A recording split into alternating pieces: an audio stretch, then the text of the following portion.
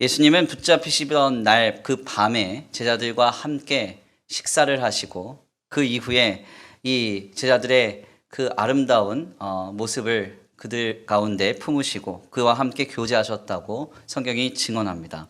이 자리에서 우리 제자들의 발을 씻으시고 더 나아가 제자들과 함께 식사하시면서 마음이 많이 아프셨을 것이고 마음의 미어짐을 경험하시면서 끝까지 이 귀한 식탁을 감당하셨음을 우리는 추측할 수 있습니다. 주님이 이렇게까지 하신 이유는 오직 한 가지, 사랑 때문이었습니다.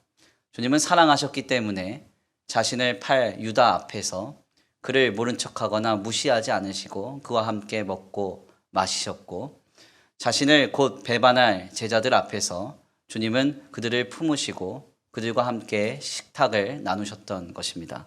그렇다면 오늘 본문 말씀에 나타난 이 최후의 만찬의 이 자리는 우리에게 어떻게 이해가 되어야 할까요? 최후의 만찬을 이해하는 가장 중요한 핵심 키는 바로 사랑입니다. 사랑. 우리 주님은 사랑 때문에 눈앞에서 나를 팔아버릴 제자를 곁에 두시고 함께 식사하신 거예요. 나를 배반하고 저주하며 떠나버릴 제자들에게 둘러싸이셔서 주님은 함께 식사하셨던 거예요. 왜요? 사랑 때문에. 그렇다면 여기에서 우리에게 주는 도전은 한 가지입니다. 오늘 우리 역시도 예수님처럼 삶을 살아가는 방식이 사랑이 되어야 한다는 겁니다. 우리 예수님께서 최후의 만찬의 마지막 자리에서 우리에게 주신 새 계명이 무엇인가? 서로 사랑하랍니다. 사랑으로 살래요. 내가 너희를 사랑한 것 같이 그 사랑으로 너희의 삶의 방식을 정하라고 새 계명을 주셨습니다. 그렇다면 우리가 감당하는 예수님의 그 사랑의 방식은 무엇일까요? 크게 세 가지로 정리가 돼요. 먼저는 사랑의 방식으로 살아간다는 것은 허다한 죄를 덮어주는 것, 즉 죄인을 품어주는 것을 의미합니다. 그래서 베드로 사도는 베드로전서 4장 8절의 말씀을 통해서 이렇게 권면합니다. 무엇보다도 뜨겁게 서로 사랑할지니 사랑은 허다한 죄를 덮느니라. 아멘입니까? 그런데 여기서 주의해야 할 점은 두 번째입니다. 주님이 사랑하는 방식으로 살아가셨다는 것은 사랑으로 죄인은 품어주지만 죄는 깨닫게 하셨다는 것을 의미해요. 사랑은 죄를 무작정 덮어주는 것이 아닙니다. 죄는 반드시 깨닫는 과정이 있어야 돼요. 우리 예수님은 가룟 유다를 사랑하신다는 이유로 그가 자신을 팔 줄 알면서 그를 그냥 내버려 두시지 않았어요. 무작정 덮어주시지 않았어요. 그의 마음에 악한 마음이 있는 것을 지적하셨고 팔자가 있다 수도 없이 말씀하셨고 내가 그라고 주님은 지적도 하셨죠. 우리가 예수님처럼 존재를 사랑하는 마음으로 살아가겠다고 하면 죄인은 품어주지만 죄는 깨닫게 해야 됩니다. 이것이 상당히 좀 중요해요. 마지막으로 예수님처럼 존재를 사랑하는 방식으로 살아간다는 것은 참고 인내하는 것입니다. 28절 말씀을 보면 제자들은 최후의 만찬 자리에서 예수님이 하시는 행동과 말을 하나도 이해하지 못했어요.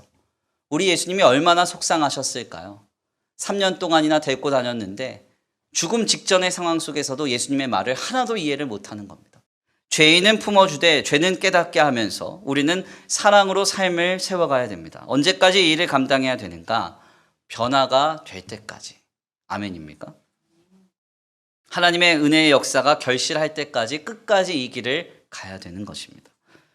결국 여기에서 세 번째 우리에게 발견되는 예수님의 사랑 방식은 인내였음이 확인이 되죠. 오늘 귀한 말씀의 결론을 맺겠습니다. 우리는 오늘 본문 말씀을 통해서 최후의 만찬, 예수님의 기막힌 사랑의 식탁을 마주하게 됩니다. 자신의 팔 유다와 곧 배반할 제자들과 함께 우리 예수님은 묵묵히 식사 자리를 감당하십니다. 그리고 그곳에서 끝까지 제자들을 가르치셨어요. 연약한 죄인인 제자들을 품어주시되 죄는 깨닫게 하시면서 끝까지 인내하시며 묵묵히 사랑하십니다.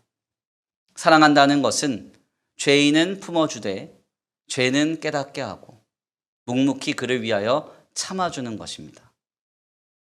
예수님이 살아가신 유일한 삶의 방식, 사랑. 바로 이 예수님의 사랑만이 우리를 둘러싼 모든 문제에서 우리를 해방시키고 우리에게 따스한 봄날과 같은 새 은혜와 새 생명의 역사를 허락하실 것입니다. 예수님처럼 존재를 사랑하셔야 돼요. 어떻게 사랑하는 것입니까? 허다한 죄를 덮어주고 죄인은 품어주되 그 사랑으로 죄는 깨닫게 하고 사랑으로 묵묵히 그를 위하여 인내하며 참아주는 것입니다. 죄인은 품지만 죄는 깨닫게 하고 끝까지 인내함으로써 우리의 사랑이 이 얼어붙은 모든 땅의 문제를 녹여내게 되기를 간절히 축원합니다. 그래서 출래 불사춘이 아니라 하나님이 허락하신 따스한 이 봄날에 새 생명이 피어나는 역사를 우리 모두가 누릴 수 있게 되기를 간절히 축원합니다.